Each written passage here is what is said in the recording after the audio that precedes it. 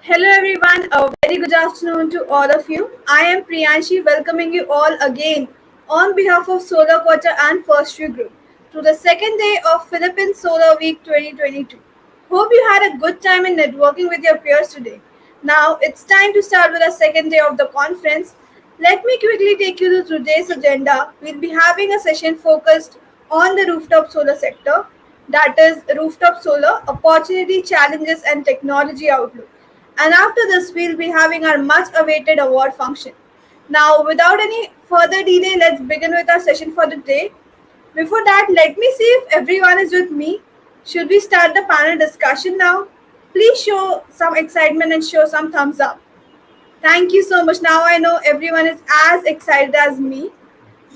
So, now it's time to begin with the panel discussion. And to discuss in the panel, we have Mr. Han from UL, who is the moderator for today, Ms. Crystal Jugo from AKI Energy Services Limited, Ms. Chidi Defensor from NG Services Philippines, Mr. James Baskowitz from Baskowitz Group, Mr. Melvin Ferreira from Maung, Philippines, Mr. Mike M. Kohansam from Solar Energy Philippines, Mr. John Ray Castro from Beva. Now I welcome all the panelists on the screen and request Hansard to take the discussion ahead. Thank you so much. All right, thank you. So, today I'll be the moderators for today's discussion, and today will be slightly different from the yesterday session. Today we want to make it a open discussion format so that everyone can just add some topics, add some comments in for each of the bullet point that show in the website. So before we are going into the topic, I would want to introduce myself and our company, UL Solutions. So I'm Han. I'm based in Bangkok, Thailand, and my key responsibilities in UL is to oversee business development, driving development, implementation of strategic business plan across Asia Pacific, including Philippines.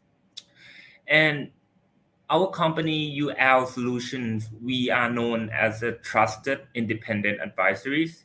We provide full support for manufacturers, for developers, owner, investors, lenders, utilities, and even policies makers to navigate risk and complexity associated with renewable resources by offering solution to meet the unique challenge of the industry. And with our comprehensive and authoritative report, we are widely respected and accepted in the financial sector, giving client confidence in overcoming financing hurdles, and we offer client the expertise and capabilities need to achieve best practice and adhere to the highest professional standard. So let's start going into the topic for today, for solar rooftop today. So we want to look at first the market outlook, and then we go to the regulation, the net, the consumption capacities. We go to the net metering. We go to the risk, and then we go to the technologies. So let's start off with the market outlook. So anybody want to jump in and share your ideas? There's gonna be no right and wrong answers. Yeah, idea sharing. Yep. Feel Yeah, free to jump in. Yep. I think Han, I can answer that first, Yep. and then others can add to my points.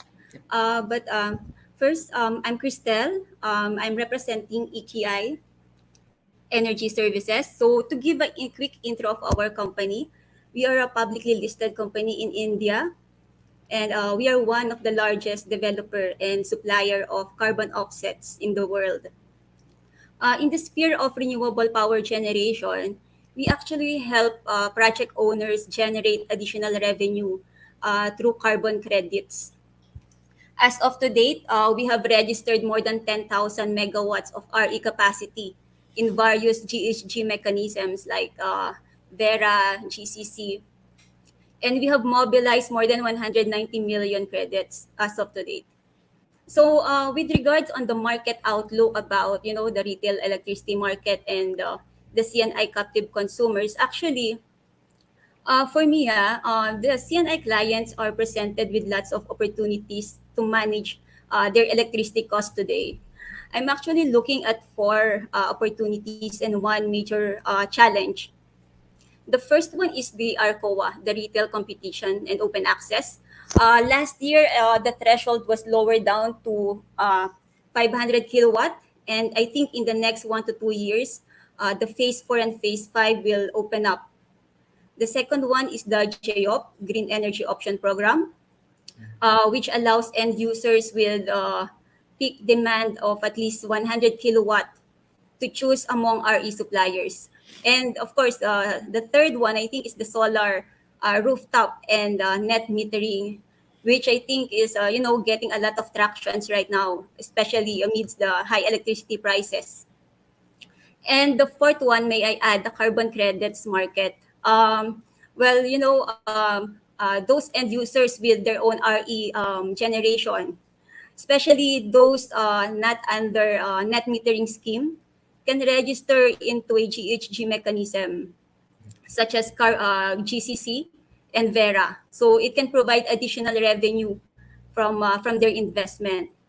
And so that's the four opportunities that I am looking.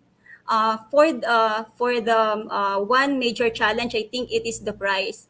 Although the CNI customers are having a lot of options to choose from, but right now they are having difficulty to enter or to switch to new supplier because of the price. I think both in the contracts market as well as in the solar PV, the offered price is relatively higher as compared to what they have paid in the last few years. I think the one major reason is the surge in commodity prices, and we just hope that in the next 1 to 2 years, the price will normalize, and the CNI customers can enjoy the true benefits of these options. Yeah, that's Hans. Thank you. I mean, I totally agree with the net meterings that it drives the market, and small scale PV has been widely adopted. You know, mainly due to the introduction of the net meterings. But however, like despite the net meterings, we still see that there's like a slow growth, like due to like financial regulatory hurdles. They prevent small owners or like medium size, small to medium um, enterprise from like installing the rooftop. So, yep, totally agree.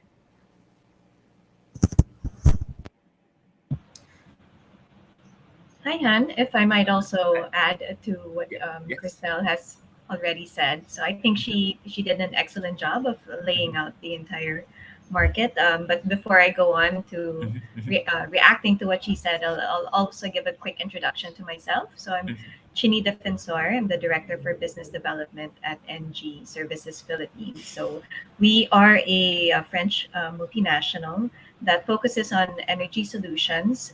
Here in the Philippines, aside from solar rooftop, we are also engaged in energy efficiency projects, basically for more efficient cooling or compressed air and utilities on site.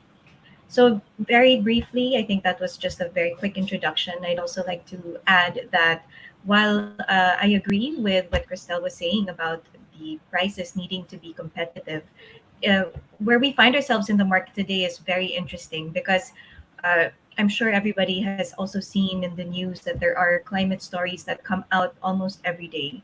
We see the effects of climate inaction through the effects on flooding in certain parts of the world, heat waves in Europe, etc.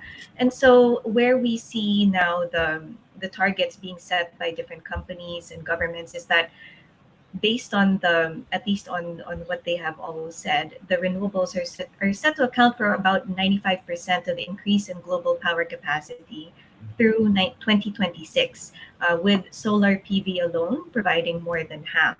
And then on the flip side of things, the rest market lately has also been subject to the effects of the sudden shocks in the global market. We all know that there have been geopolitical um, issues that have affected power prices recently, and that has caused repricing and upward adjustments in rates, which has not been uncommon today, in which I think many of the people that we talk to have expressed as a pain point recently. So this does actually lend itself to strengthening the case for solar and RE, where you can actually negotiate a fixed rate over time and protect consumers from these kinds of price shocks. And on the whole, when we see this upward trending, it now strengthens and makes RE a much more competitive and viable kind of project to get into when we compare it now to the. I think there's been an adjustment, right, in the power Mhm. rates that we see today. Okay. So, yep. Anyone else who want to add on to that? Yeah, thank you, Han, and very good insights from Chini as well. I'm Junrei. I'm from Biowa. Rainy afternoon to everybody. Maybe a quick introduction of our company, Biowa RE. We are a German company. We are headquartered in Munich. Our mother company is running almost 100 years now. In the Philippines, we're very active on the solar distribution side, and also active now on the large scale utility development aspects. Um, and just to add to the first point in terms of supply chain, I think this could be a key hurdle. The market is definitely growing in the Philippines, and so is the global market. If you could see now in the latest numbers, the first half of 2022 has really grown. Even though there's challenges in the market, there's definitely quite a number of policies supporting renewable energy growth, especially rooftop in the Philippines. And I feel like even with the supply chain challenge, even with the price being unstable, and again driven by what Chini pointed out, also the global demand, the geopolitical instability that we see in certain parts of the world, we still see quite a significant increase in terms of rooftop installations in the Philippines. And I think not just in the Philippines, but the entire APAC region. In fact, for some other countries, we've even seen a growth in terms of residential installation. And I feel like the awareness as well of the consumers and the owners in terms of the importance of having stable energy source is a great thing for us to have a good market outlook in the Philippines and the rest of the world. Okay, thank you. Um, anyone else who want to add to the market outlook, or we should jump to the second bullet point now? I mean, I think a lot of the things have been Okay. said already about the market outlook, and I think it's yeah, pretty apparent, and it's been made, I guess, fairly obvious. Not much more to say. Overall, I think from a macro perspective, renewables obviously is going to be more aggressive than ever, and I think certain countries, like in Europe, there's been a very strong reflection of how important solar is for the overall economy to function, to lessen the dependency on other fossil fuel based plants. Just overall from an inflation protection perspective, overall from a cost perspective, and yeah, but I think overall, I think a lot has been said about the market. Thank you, James. Then let's move on to the second bullet point. How will the recent reduction in minimum consumption capacity to 500 kilowatt for open access catalyzed CNI solar market in the country or in the Philippines. Anyone want to give a shot and for this one? Hi, I would like to share my insights regarding the second bullet point. Yes. Okay, so by the way, I would like to introduce myself. I am Melvin Ferreras. I am the commercial director of Mauning Philippines International Corporation. We are an Australian-based company. We've been established here in the Philippines way back 2018. So at first, we've been focusing more on the rooftop EPC, but right now we are preparing ourselves to be able to offer PPA and solar leasing as well in the next coming months. So going back into the discussion, so how is it going to affect the recent reduction in minimum consumption, which is the capacity of 500 kilowatt in the open access? So actually, it is good for the country. It is good for the end users to bring back. I mean, to bring down the the limit up to 500 kilowatts, so that more and more end users will enjoy the retail competition and open access. But coming from a solar business perspective, um, of course, when we try to engage with our client, it will have this impact that when customers are already enjoying a very small rate, a very low rate that they could already enjoy, and then once they try to realize their potential savings when we try to infuse the solar technology into their rooftop. So basically, what we're talking is the effect on the ROI. So when they're not yet into the competitive market, and we infuse the solar technology, the solar leasing program, and the like, and we try to calculate the ROI, it is very attractive. But once they got into the competitive market already and start to enjoy the very low rate, then the stories becomes different, right? So I think that is one impact coming from a solar company. So yes, hopefully that could share with you insights as well, especially to our customers and uh, and the speakers within this discussion. So thank you. Yeah. Thank you, Marvin.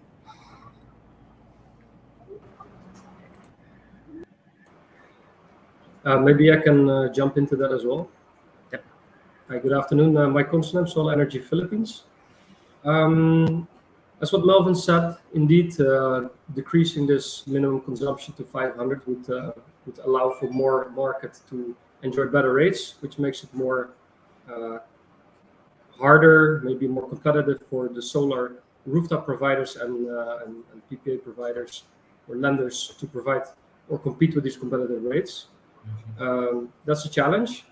On the other hand, the sources that provide these RES rates would have to have the opportunity to generate more from renewables and thereby provide it on larger scale contracts. I guess that's the only positive note on the industrial side, but for commercial solar rooftop market, it makes it actually more challenging. Thank you, Mike. Okay. Anyone else want to add to this bullet point?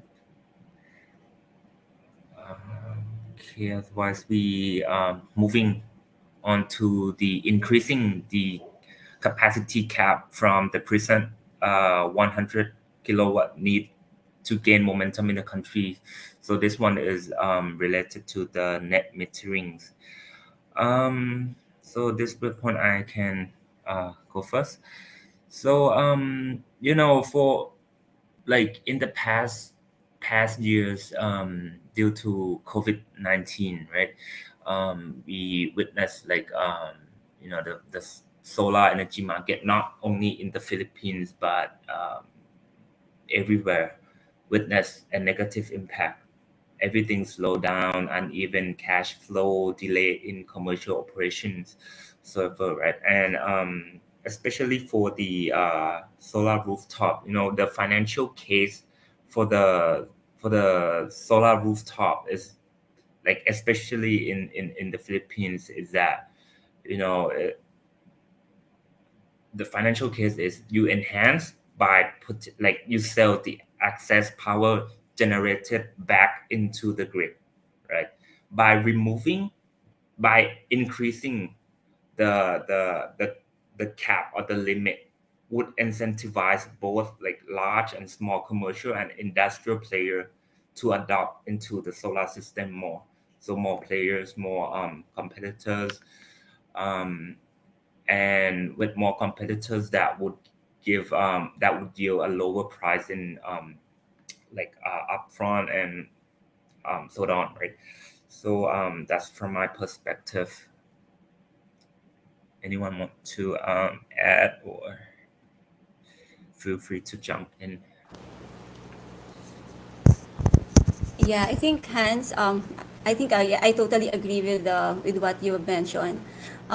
Just to add, I think one reason as well why we need to expand the capacity limit for the net metering is that allowing end users to build a larger capacity of rooftop solar will actually help expedite our attainment of 35% RE in the energy mix by 2030. That's the country's target, right? So I think rooftop is this is a free space. This actually addresses the major hurdle the large scale developers is facing, which is land acquisition and land conversion. Great point. Great point there. Yeah, and I think also one of the other things that ties into the this net metering debate, which I think has really been going on for a very long time, is that we also have to acknowledge that many businesses and industrial clients do not operate 7 days a week, and those who only operate 5 or 6 days because of this limit would have to have a curtailment of generation. Solar developers would install a zero export device to ensure that there's no feeding back to the grid. But then the majority of business models today for solar is based on kilowatt hour generation. So then, if you now limit the amount of generation that a developer is able to bill to a client, the resulting tariff is going to be higher. And considering the discussion that we had already earlier, where we're already up to quite a lot of competition on a regular basis, adding this additional hurdle for those who do not have a 7 day a week or who are seasonal, like schools and universities, um, even if they do want to enter the or to install solar rooftop, it becomes financially non-viable as a project to them. Yeah.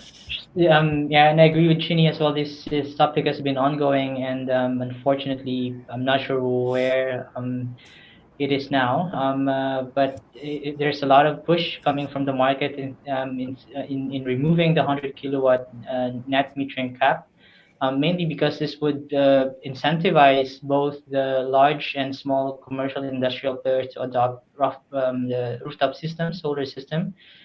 But on top of that, also aligning reference prices for import and export to electricity to grid instead of a blended generation cost would also help. Additionally, standardization of the permit process would also definitely help the industry as a whole. So I think actions is still pending on that, but with the current and the foreseen power crisis, which is always in the news every day, this could help us address that need for additional power moving forward. Thank you. All right. Let me add my insights as well to that. So the bottom line here is that if the government is not going to remove the cap of the 100 kilowatt capacity, so basically, there is going to be a very selected few who is going to potentially enjoy the the solar rooftop installations only. Not everybody will enjoy it because of the curtailment of the generation. So Mhm. basically, that's it. It's going to be a small portion only of the entire market. Yeah. Mhm. Mhm. Thank you, Melvin. Yeah, I think we let's move on to the most important part is the risk or bottlenecks associated to solar rooftop faced by distributed solar developers in terms of financing, permit issue, legal approval, price escalation, and way to mitigate this and way basically way forward. So who want to lead the conversation here? So it's gonna be the most important part here, I guess.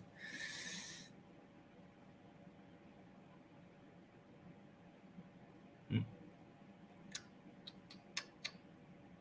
Uh, Yeah, okay. Everybody's quiet, so I'm gonna. If I can start, I can mention few, and yep. then others can add. No. So for the bottlenecks, I think I'll take the first one, the price escalation. Well, I think it will be, my co-panelists will know more about it. But based on what I am seeing, the overall cost of putting up a rooftop solar increased by around 30% from 2020 to 2022 at the same installed capacity. I think to address that, the government should create incentives for end users with own RE generation, those who supports the development of RE. In other jurisdictions, for example, in Australia, actually those end users with their own RE are eligible for REC. And also to add to that, I think end users need also to consider the carbon credits, the carbon credit market, Mhm. uh, wherein you can list your projects to a GHG mechanism like Vera or GCC, and that would add actually additional revenue from your investment. And then the second hurdle, I think, is in the commercial arrangement itself, like in the specifically on the rest contract. In most cases, the retail contract does not allow a secondary supplier, meaning the end users under the ARCOA is bound to get their entire consumption from their retail supplier. Hence, in for solar PV without RES license, they are having difficulty to penetrate those CNIs under the ARCOA program. I think to resolve is that the CNI or the end users, if they have of plan of putting up a solar PV in the future, I think they need to consider it when negotiating for the contract with the RES, right? They can be have repricing clause or something that you just need to be strategic and looking forward. Yeah. Yep. Okay, thank you. And well, from my perspective, I would add on the financings. I understand that right now, like access to financing is a massive problem in the regions, and only like a couple or a few like a domestic bank they support a renewable project in the regions. The reasons because of the high upfront due to like it's non-competition market and price is high, right? So coming back to the previous point where we remove or we increase the net meterings, that would be more attractive and more players will anticipate in the market, and that will lower the upfront. And I think what Ronre, you have already mentioned about the standardization of the permit process, right? And well, I totally agree because like I take example in Thailand. Let's say we have different stage of permit. It come from like a local like district, and then it go to like a cities, and then it go up, which different level have different criteria. And sometimes I think if you standardize it and for all the level, that would probably be easier for other for the players, and it would make the market more interesting to anticipate. And the last one that I would want to point out is the grid infrastructure. So from my experience, from what I have right now, the grid in Philippines, they already like currently they are having like difficulties in um, like absorbing even the current volumes that they have right now. So it's a clear challenge that if in the future they more players coming in, more installation with like increasing capacities, of course there will be like a curtailment issues. And the way forward is that they need to maintain a good quality of the grid, and to expand.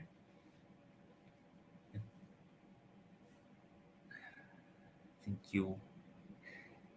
Anyone wants to add to this point? Maybe a little bit to the financing risks as well.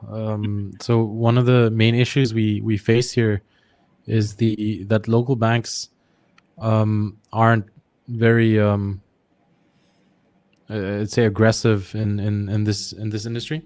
Mm-hmm. And that kind of poses a challenge because as a developer, we are always hunting for capital to invest in projects, right? And so it's always a mix between debt, equity, to obviously achieve the best economic returns. Mm-hmm. And the problem with the equity market is not so much of an issue, but the debt market poses a serious problem here because it makes it very challenging to get local financing from several, whether it's not just the banks as well, it's also the BSP regulations that prevent them from acting with a little flexibility, Mm-hmm. which forces many of us developers to have to look for debt financing somewhere else. Mm-hmm. And in our case, we've been working with international financiers, but the issue there is that it's usually on a dollar denominated loan, and typically what you have there is, again, you have forex risks Mm-hmm. on top of that. And if you want to hedge, you can, but it's very expensive as well. So that brings up costs of financing to basically double digits almost, or even past double digits. And especially during the current times, the US has increased their interest rates, which makes Philippines increased interest rates. I mean, overall interest rates are going up, and it's very unstable. So knowing or being able to, typically also getting projects done take a lot of time. So when you're negotiating a project, it could take, best case, I guess, 2 months, but sometimes it can take up to a year or even longer to finalize a project and commit. And during all that time, you're discussing a certain price with the customer, and everything is reliant on basically that price having to be economic for the developer. But in the meantime, while time goes by, interest rates fluctuate, supply chain has issues, and cost of raw materials go up, and there's very little control that we have over those items, and that can turn a project that, at the beginning of the discussion was profitable to a project that might not even be worth doing. Um, yeah, so that's on top of that's basically just to add on to the financing risks. Um, permitting risks is a different story, and I think I see many faces here that have had many. Yeah, we had a lot of things to share about the regulations and the permitting aspect of the Philippines. We basically, I think, pretty much agree that it should be made easier, and it should be done faster. Um, how that will, but yeah, I mean, I think everybody wants that, but there are a lot of countries where this is done um, properly and this is done well, and I think just taking those as examples should help. I know there are plans, but we've been talking about these plans for 3-4 years, but it would be good to see those plans turn into action. Thank you, James. I think on the financing aspect, I think I totally agree. We have to, it has to start from the inside of the countries. Then, if the market is interesting, international player will come in. But if we have to start without, the domestic bank, they're not that aggressive. No one is aggressive. Government is not looking forward to it. Um, it will be there will be like low opportunities for the international players to come in. Yeah. Okay. Anyone want to add to any risks associated to the developers?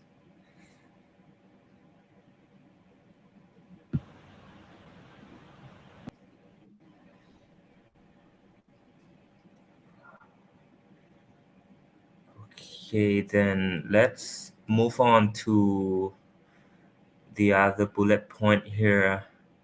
So it's gonna be on the technologies with respect to the levelized cost of electricity. So are large format higher efficiency modules preferred in the Philippines distribute solar segment? Are they actually leading to space saving, higher IRR, and lower LCOE for distributed solar developers? So yeah, I think I can put a start on this one. So you know the the the technology improvement, we have like a continual technological improvement, right? Including higher solar PV module efficiency, and that is obviously yield impressive benefit from economies of scales. And it improved like manufacturing process. It improved the efficiency of the modules, and it definitely lower the LCOE, because LCOE is relied on, you know, it's just higher efficiency with lower cost. It definitely will, I mean, not definitely, but for a simplified LCOE, it will be lower in my perspective.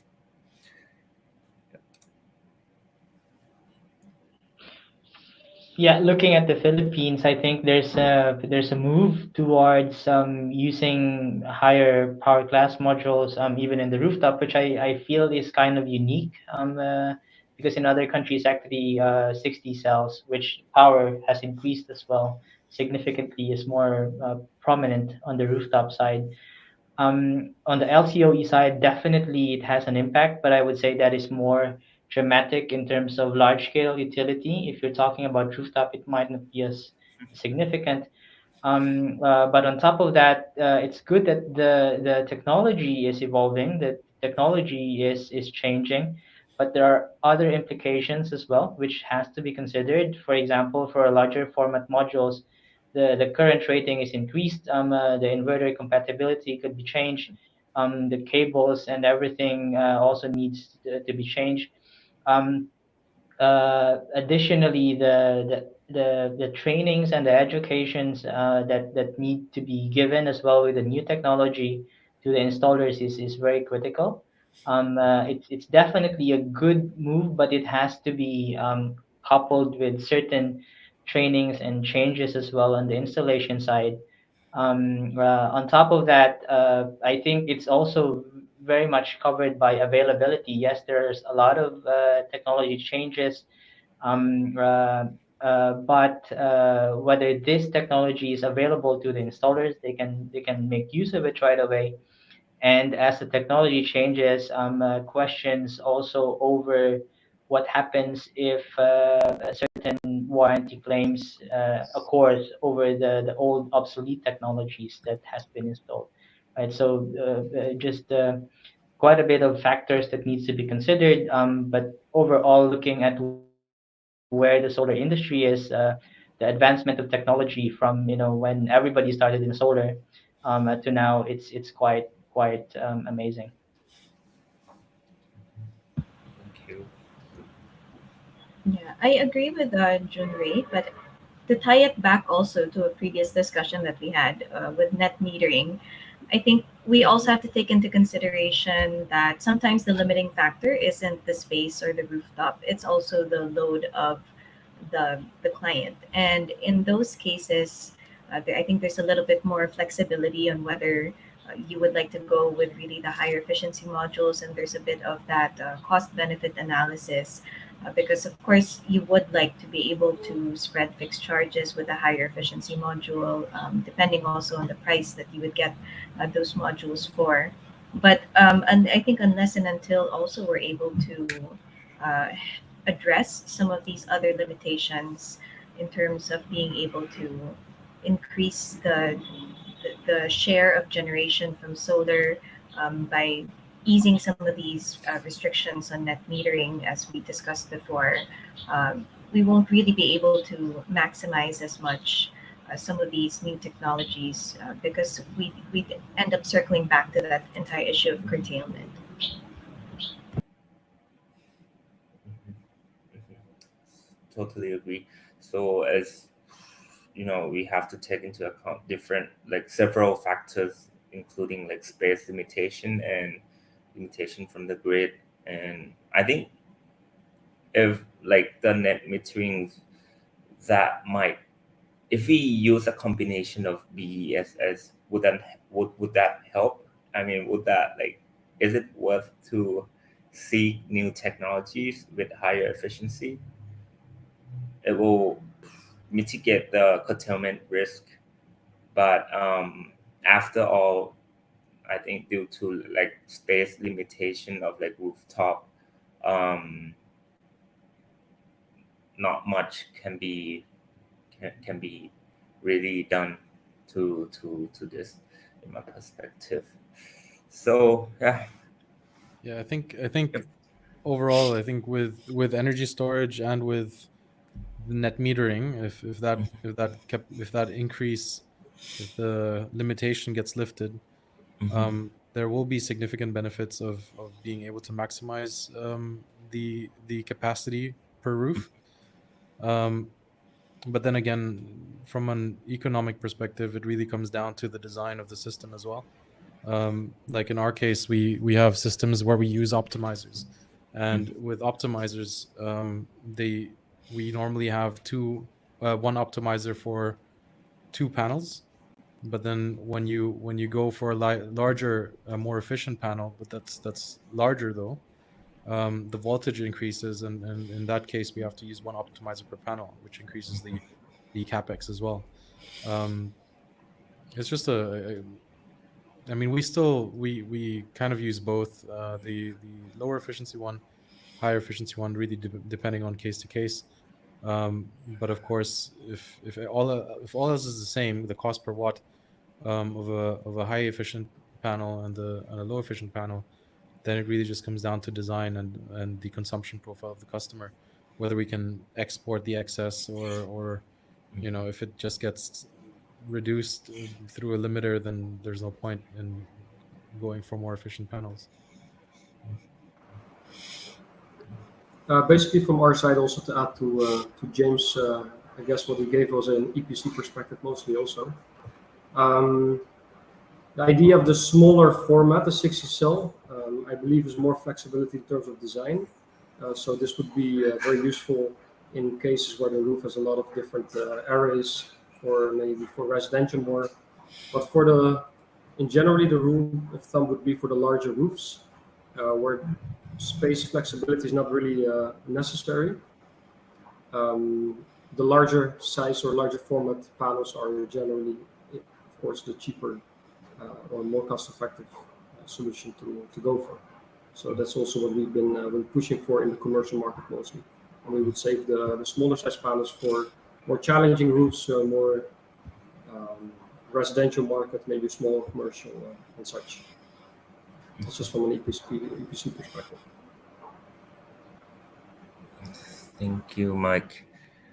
Um, yeah, I think we should move on to the last two bullet point here.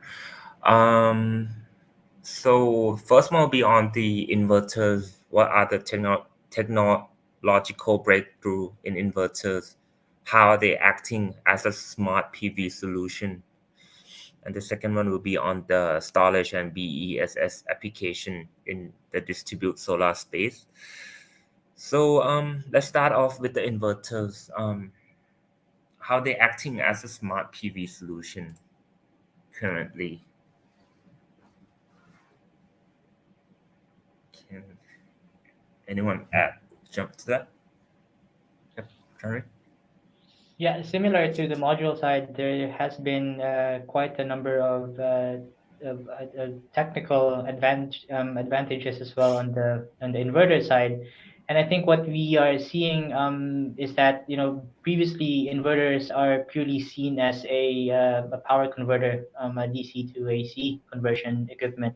But in the recent technology advancement, you've seen a lot of this inverter suppliers is able now to do more digital infusion in their in the components in the inverter side, which helps. Also, the additional features as well in terms of safety has been improved. Though the key challenge, I guess, at the moment in the inverter space, as everybody is aware, is the upstream supply chain issue that most of the inverter suppliers facing. And there's also quite a bit of research and development being done on that aspect to see alternative components. What we have seen as well, similar to modules in the past few years, is the sizes of inverters are increasing as well, specifically on the string inverters. And string inverters is becoming, of course, is a key product on the rooftop side, but not just on the rooftop, but also higher demand is seen on the utility side.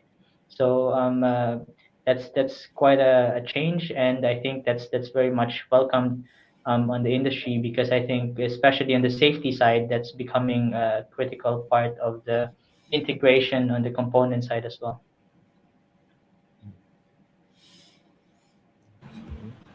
Yeah. So picking up also of what Junri was saying, I think there's also been an effort from the inverter manufacturers to also cater to the regulatory requirements of the Philippine market. So I think as uh, everyone here is aware, the Philippines has a bit of a unique requirement when it comes to the rapid shutdown devices in the region.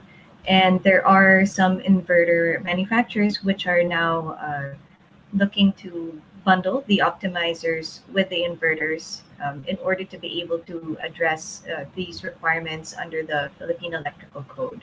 So previously, and I think James had touched upon this also in his earlier response, uh, there would be a separate installation of optimizers, or it would be procured from a different brand. And I think more and more we're starting to see that they're looking into this market where Huawei, for example, would have an inverter which would have these optimizers that are tied in to its inverters in the same way that Solar Edge also has a joint solution. So that would be, I think, particularly interesting in the Philippines because of that requirement, which is quite distinct in this particular space. Okay. I think moving on to the last bullet point, I think we have 10-15 minutes left. So we'll open for a quick Q&A. So let's go to the last bullet point here is the market outlook for the BESS or batteries energy storage systems. So I guess from the net meterings and what we have been discussed so far, we know that curtailment issue is a significant like a significant issues in the Philippines and for the rooftop, and BESS can be one way to mitigate these issues. And if in the case or in the scenario that net metering get increased or um, uh, removed from the 100 kilowatt, I believe that in my perspective, BESS would be more interested for all the developers that want to come in because we can play around with the technologies, like going back to the higher efficiency one, and as well as no more curtailment problems.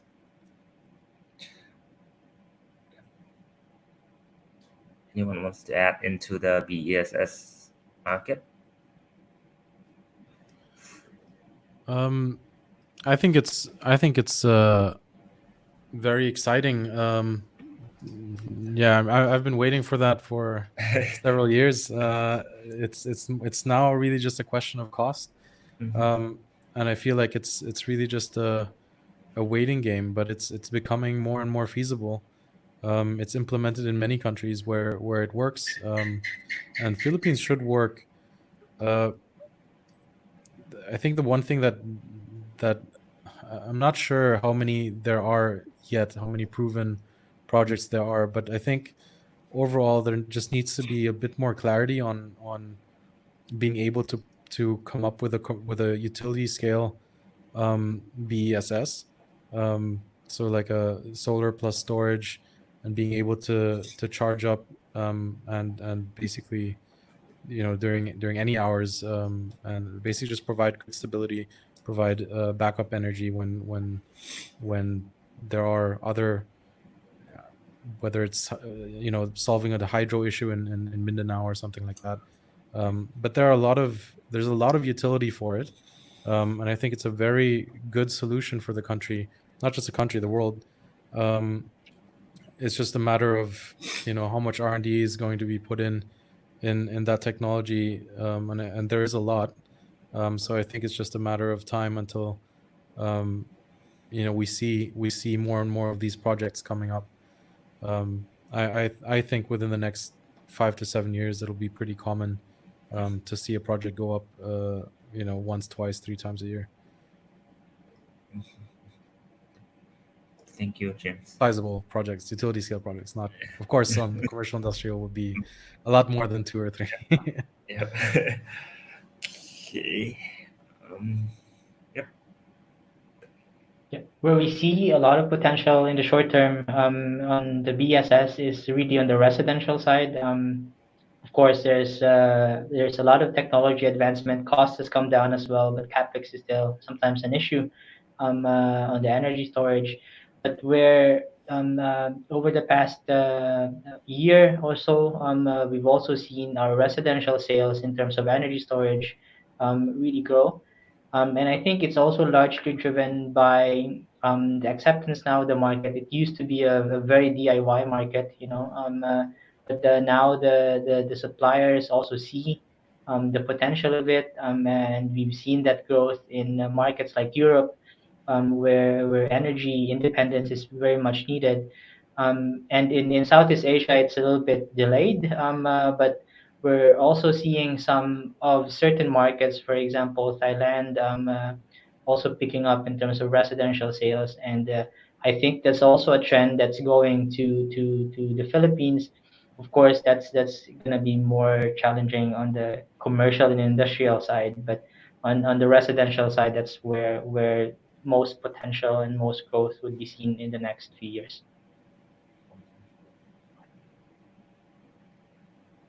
Thank you.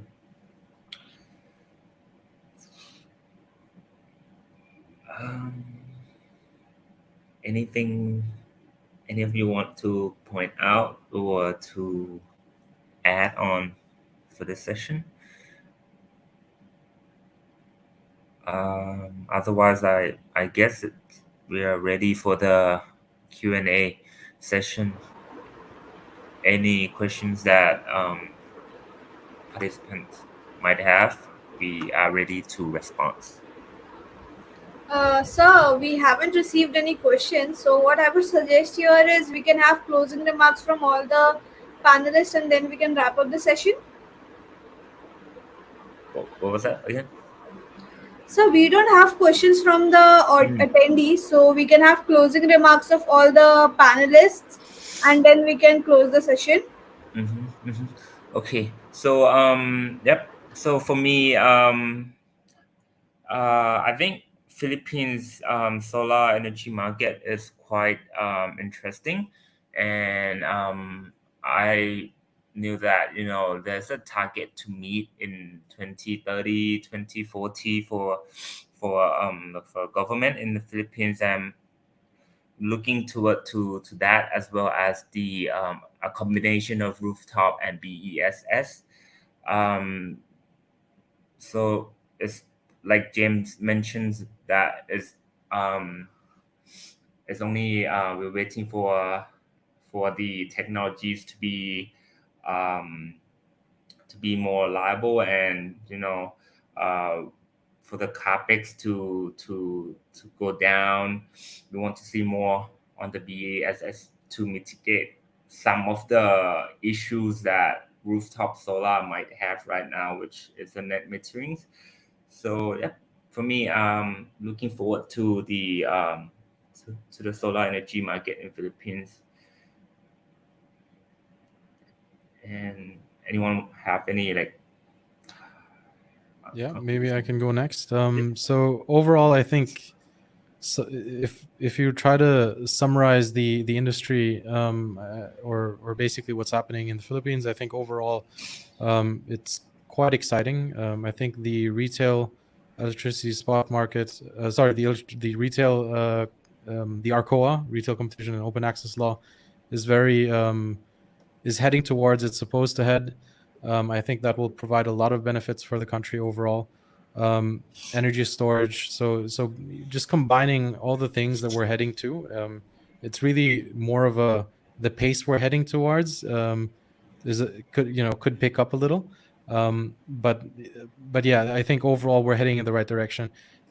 Overall, the retail electricity market is very interesting, and should be able to provide and lower the overall cost of electricity. In principle, the fact that energy storage is becoming hotter and hotter every year, that will increase the reliability of energy, and I think that's probably the most important factor, is having energy security, the energy available at a decent price. That's what we are all here for eventually. And I think overall the regulations support it. It's just the pace in how it's executed, and those things need a little bit of work, but I think we are getting there. And once we are at the point where certain thing, like for example it goes down to residential scale, then I think that's when we see a pretty strong turning point, and the solar capacity in the country rapidly grow. Yep.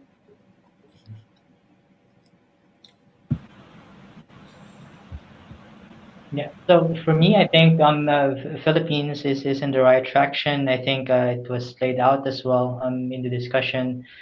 now in terms of policies, of course, as to any industry, there's always challenges. There's always pain points for everyone, but that makes life even more colorful. But one thing is for sure, I think uh, additional energy is needed for us. We've already seen models like, for example, as Crystal mentioned earlier on, Australia, where rooftop growth is continuing and has been a key driver in terms of solar industry in Australia. And I think that also lays foundation in terms of the potential for rooftop system in the Philippines. And as I have always believed in, solar is a distributed generation um, um, uh, technology, and to see more rooftop installed in the houses in the Philippines, more commercial buildings, I think that's much greater potential even than large scale utility opportunities in the future. So I think we're on the right track. And one thing that's very important is, of course, for the solar industry players like the panelists here, also the attendees to work hand in hand. I think it's a small market. And then we're fighting the same fight to produce and cleaner energy. And I think we should all just work together. Yeah, so I also echo the optimism of Junrain James, and certainly do believe that as an industry, we all need to work together. And I see that there has been a lot of very positive development as well, because if we look back to maybe 5, 6 years ago, the majority of developers were needing to explain and to really push solar rooftop solutions to the CNI market. And today, you see that there are lots of tenders, bids, companies that are actually proactively inquiring about how to get solar. We're hearing more and more from the companies themselves who have their own carbon emissions reduction targets.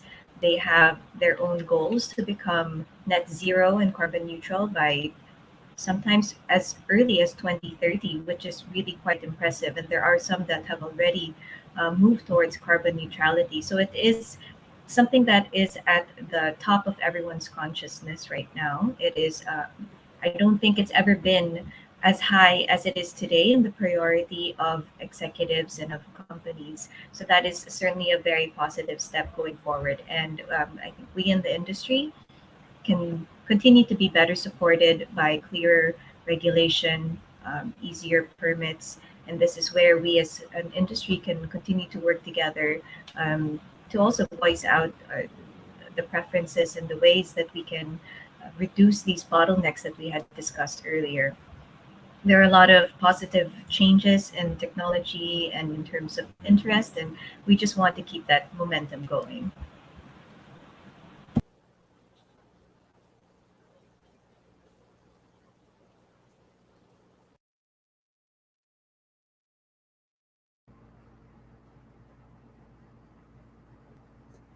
Okay, let me go next.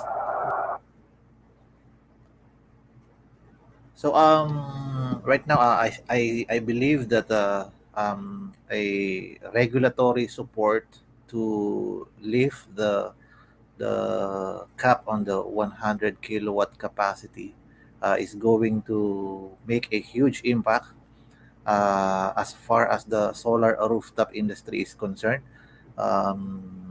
We believe from Mountain Philippines that uh, if in the future this issue would not be properly addressed, then this is going to remain the challenge for us as a business. But right now, the good thing about it is that there is an I mean, from a solar company's perspective, the good thing right now is there is an ongoing surge on the demand coming from our customers, mainly because of the surge as well on the electricity rate. It just so happened that this is a not so good news for the world wherein uh, there is an ongoing war in Ukraine right now, which triggered the sudden increase in the rate of electricity and other energy resources. So right now, the solar industry, the CNI market, um, has become more active. So the future is bright for the company, and of course for you as well. So looking forward to work with you, and see you guys. Thank you very much.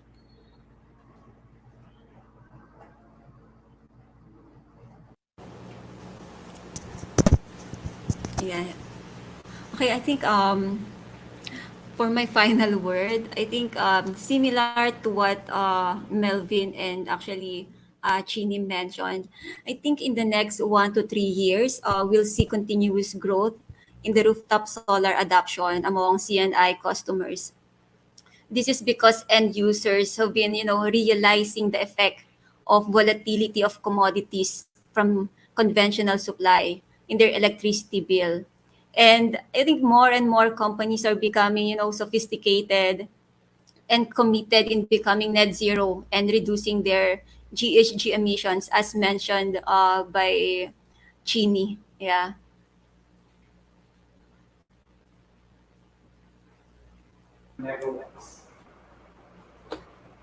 Then, lastly, some short closing words from my side. As EPC, we've been around for over 8 years, and especially in the last 2 years after pandemic, we've seen a significant growth and interest in the market, and um, we basically see this whole market going in the right direction as well. And we're very excited to be part of it, together with the other major players here, and we look forward to 2023.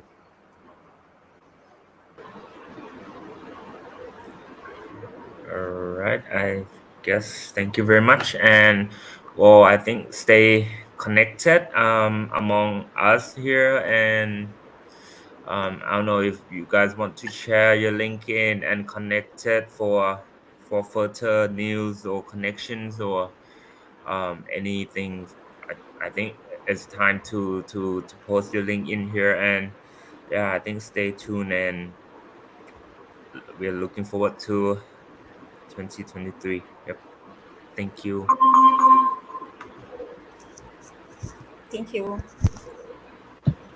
Thank you so much, all the panelists, and special thanks to Hansa for taking up the moderation and doing it really well. So, thank you all the attendees for extending your time and support. But the show is not over yet. We are having the most awaited part of the day, which is the Gala Awards of Philippine Solar Week 2022.